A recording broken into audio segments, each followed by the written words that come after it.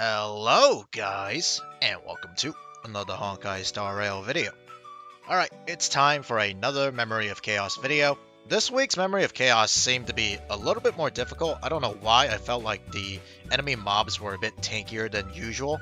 Or maybe I just lost touch with the game after deciding to auto it the previous season. Anyways, for this season of Memory of Chaos, the Memory Turbulence, actually you get stacks every time you use a skill or ultimate that has an attack. This didn't really benefit the first half or my first team, since only Pela and Imbiber Lunane's ultimate are considered attacks. Versus the second team, it did benefit my Seele team or Mono Quantum team quite a bit, since Seele can trigger her Resurgence buff, allowing her to use more skills and her ultimate. Silverwolf also has an attacking skill and ultimate, as the skill is considered an attack, and Fu Xuan's ultimate is also considered an attack. So I was able to stack this Memory Turbulence quite well on the second half, and it definitely helped me out a lot more than the first half team. Regardless, I used the same teams I did for the previous season. The only difference is I swapped sides. For the first half, I used Pela, Tingyang, Bailu, and Imbiber Lunane. The second half, we have our Mono Quantum team with Seele, Silverwolf, Asta, and Fu Xuan. Alright, and that's pretty much it. I hope you guys enjoy the gameplay as usual. Alright, so for the first half, we start off with two Tingyang techniques into a Bailu technique, and then we initiate the fight usually with Pela's technique for the defense shred. Immediately spam the 2 key to get Tingyang's ultimate off before it's her turn. Give Imbiber Lunane the attack buff. Here we just basic attack with Pela.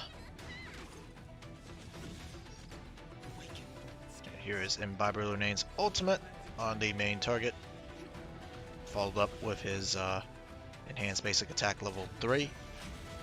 Does about 150k damage. Not bad.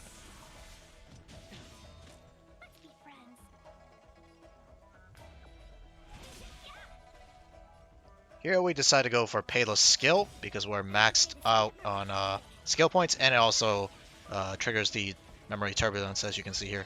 Every time you use a skill that deals damage or is considered an attack, you get a stack, and that stack will allow you to deal damage to the enemies. I think it's based off their max HP as well, so it will add up if you are able to stack it up.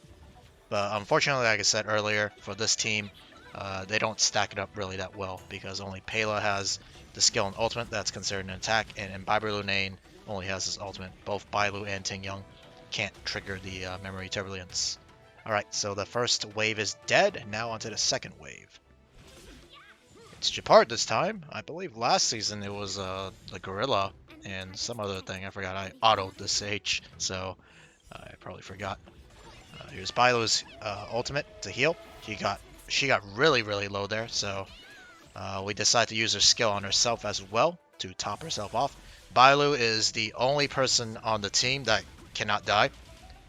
Anyone else will get revived by Bailu as long as she's not like hard CC'd, hard crowd controlled. So the most important thing is to keep Bailu alive herself. So we have the extra revive. Alright. Imbiber Lunane gets hit by the hard CC. Here we decide to hold on to Tingyang's technique. Just because I don't really want to use it on Imbiber Lunane. Also, here's the Bailu ult. Because if you see his ultimate is like almost fully charged. So I sort of wanted to, I guess, be more energy efficient. But what ends up happening is Tingyang gets hit.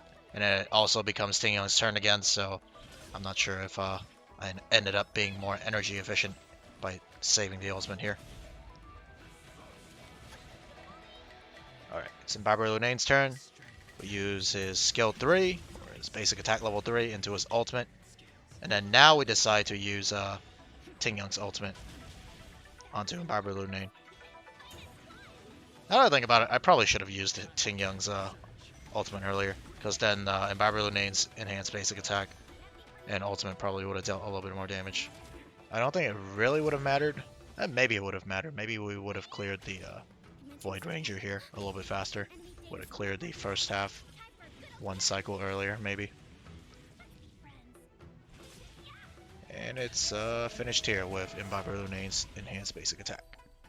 Alright, on to the second half. We use Fu Xuan's technique, and we initiate the fight with Asta's technique for maximum stacks.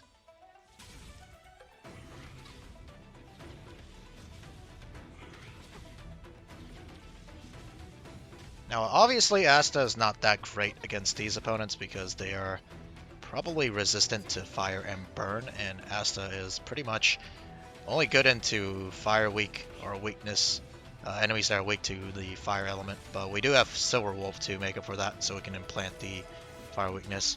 Ideally, I probably should have brought someone like maybe Pela or March 7th, or maybe even Japard, who I haven't built up yet. But I don't know. I just felt like running Asta for the extra attack and speed buff. I didn't really want to choose another defensive option, as Fu Xuan herself is capable of being able to solo sustain the team fairly well. Here's Seele's ultimate. 120k damage, not too bad, on a defense broken enemy. We implant the weakness onto the other fire golem, or whatever that thing is called. And as you can see, that memory turbulence did quite a bit of damage. I believe that was 85k. I don't know. I didn't see how many stacks it was, but this team can stack up the memory turbulence quite well. Although the targets are random, most of the time I'll end up hitting like the mobs evenly, so it makes up for the lack of AoE on this team that we don't have. So it's pretty nice. Here's Seele's ultimate. 96k. I'm pretty sure that was a crit without a defense break, so still pretty good. Not too bad.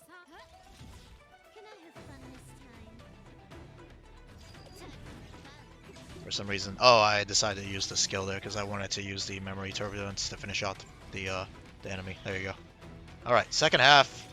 Gonna fight this stupid bug. This is the first time I've used my Seele or Quantum team against the Swarm Disaster boss.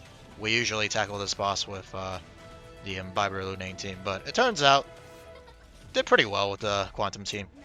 It's a little bit slower because Seele doesn't have enough AoE to deal with the side mobs. As you can see here, I'm trying to decide, should I go for the side mobs or should I go for the main bug? We decided to go for our main bug because I believe earlier I used Silver Wolf's ultimate to defense the main, the big bug, the main Swarm Disaster boss.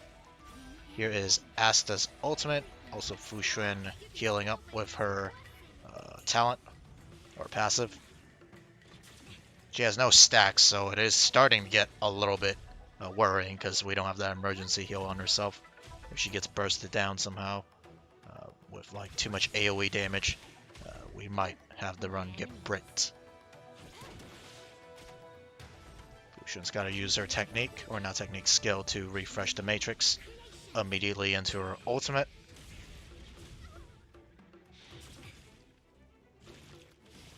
There's another issue with this Mono Quantum team into the Swarm Disaster boss is a lot of the bugs, or most of the bugs, they inflict a lot of wind shear or DOT. And this team's one weakness, unless you run Lynx or something as a secondary sustainer healer, they're really suspect to like DOT damage, as you can see here. Like every single tick deals quite a bit of damage and it eventually adds up, and Fu Xuan has to absorb the majority of that damage. So puts a lot of pressure on Fu Xuan to be able to solo sustain the team. Here's Seele's ultimate on the bug. 143k damage. Not bad. We used the basic attack here because just to save some skill points. I probably should have used the skill because it does stack the memory turbulence and it also gives energy, more energy regeneration to Seele. But I mean, at the time I was like, I can save a skill point here and there. I'll take it. Alright, Seele's turn again. We can't kill the side mob, so we go for the main bug. Main bug is almost dead. Here we rip Asta's ultimate for a speed buff. Basic attack from Silver Wolf. The bug is almost dead, 2% HP. And as you can see, we're starting to get really low here. Everyone on the team, including Fu Xuan herself. What do you call it? And she doesn't have her passive either. So this is what I mean by like the dots and AoE damage will start adding up in this fight. So that's why I never really brought my Quantum team onto this half. But for this season, for some reason, they decided to add Japard in the first half. And this team doesn't really do that well into that team either. In fact, they're all weak to imaginary, so I said to myself I might as well bring Imbiber Name to the first half and then try out my Quantum team on the second half against the Swarm Disaster True Sting boss. So here we are trying to decide if I should focus the main bug or that annoying bug to the side that outrages your entire team. Would we decide that we're going to try to burst down the main bug and just ignore the, what do you call it?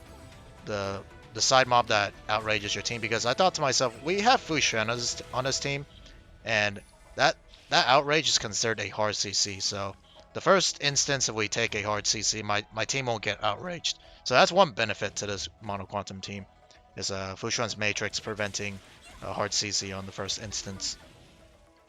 We just gotta worry about dying to DOT right now. As you can see, everyone's getting low once again. Fushan had her ultimate earlier, so she healed up a bit. And she also healed up the team a bit as well. It's getting really dangerous. Silverwolf is dropping low. And here's the explosion that usually outrages, but we are okay, thanks to the Matrix. Yeah, Silverwolf is getting quite a bit low. And that, what do you call it? That Turbulence, as you saw right there, did 100, I think, 50 or 59k damage to all the bugs. It's quite a bit. Definitely helped me out a lot here. Unfortunately here, Seele does not kill that side mob. So we didn't get the Resurgence buff, which is pretty detrimental. Would have been really nice if we were able to kill it off. Here I'm trying to decide, what should I do? All honesty, I should have just used Asta's skill here. It was a very high chance that I would have killed one of the trash mobs to the side, and that just would have caused a chain explosion. It probably would have finished off, if not get the main Swarm Disaster boss to a very low amount of HP. Yeah, not sure why I didn't use Asta's skill there. It would have done more damage too. We had the skill points to spare. Same with Silverwolf here. I probably should have just used her skill on one of the side mobs that were about to die. I'm just like deciding what I should do here, and I decide to go for the main bug once again. Fushan almost died here. If she died, we would have had to reset. Luckily, she didn't. She's quite tanky, and then we use her ultimate here to finish off the two side mobs, side trash mobs that would cause a chain explosion here, killing off 3 of the other mobs. And the True Sting is almost dead. I didn't notice this. I could have just killed the True Sting here, but for some reason I decided to kill the side mob. Didn't really matter. Explosion damage caused him to die anyways. And that's the run. We finished with only 22 cycles remaining. Alright, now let me go over my characters and their gear. Let's start off with Fushan. These are her stats.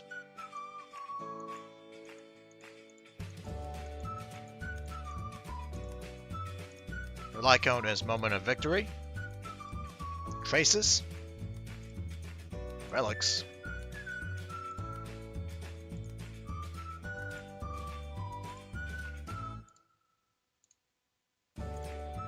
Eidolons, she's at Eidolon 0. Alright, next is Bailu. These are her stats.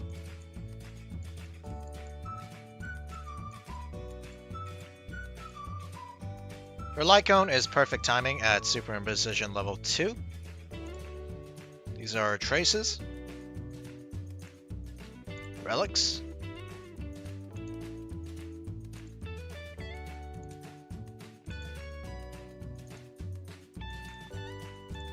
And Eidolon, she's at Eidolon 0 as well.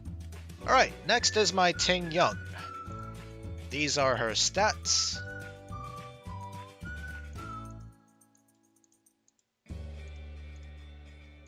Lycone is But the Battle Isn't Over.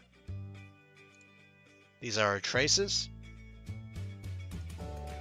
Relics.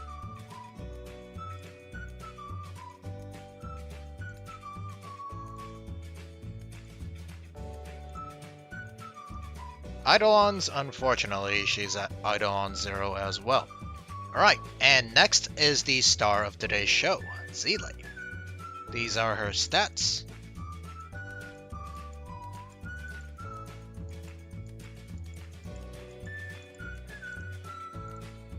For her Lycone, she's using Cruising in the Stellar Sea at Super Imposition level 5. These are her traces, pretty much fully maxed out, other than her basic attack. These are her relics.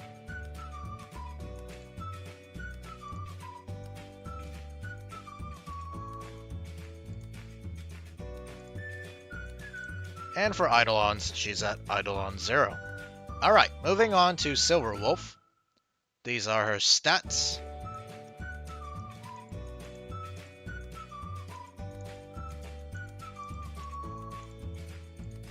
Light Cone she's using before the tutorial mission starts at Super Imposition level 5. These are her traces, pretty much maxed out other than her talent and basic attack and this one attack node at the bottom. I'll probably max it out when we get a double drop event, but for now, this will have to do. These are her relics.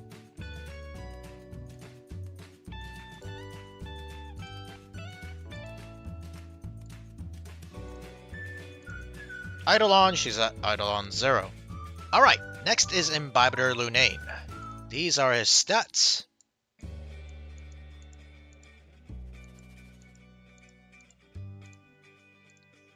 For his Lycone, he's using On the Fall of an Eon at Super Imposition level 5. His traces are completely maxed out. These are his relics.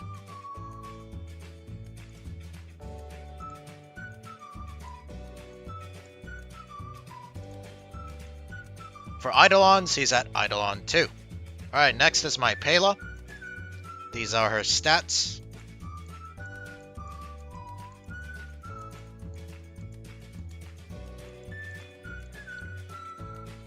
Light Cone, she's just using a temporary Light Cone. This used to be on Natasha, but since I don't use Natasha anymore, I'm just putting it on her for the base stats. These are her traces. Relics.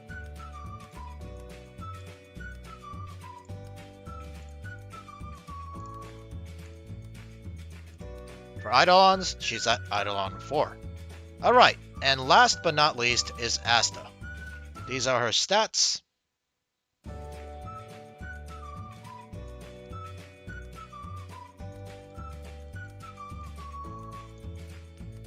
For her Lycone, she's using Dance Dance Dance at Super Imposition level 2. These are her traces. Fairly low investment. I haven't really had the time to build her up, but she's getting the job done, so I'm not going to complain. These are her relics.